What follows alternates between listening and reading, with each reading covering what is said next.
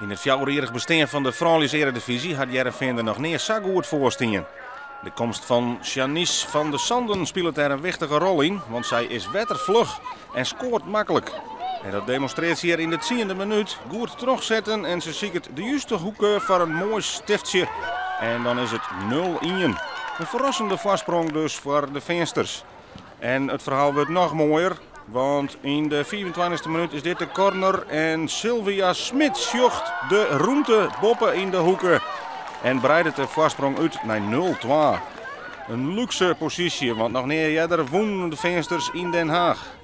Den Haag, het team wat gaat voor de titel, staat maar 1 punt achter de Veensters in de competitie en komt in de eerste helft waarom. 1-2, een mooi afstandsschot van Janine van Dalen. En dan moet het dus in de tweede helft barren. Kan Heerenveen de druk on of moet ze toch boegen? En dan 10 minuten voor tijd de gelijkmaker. Komt op naam van Renate Jansen.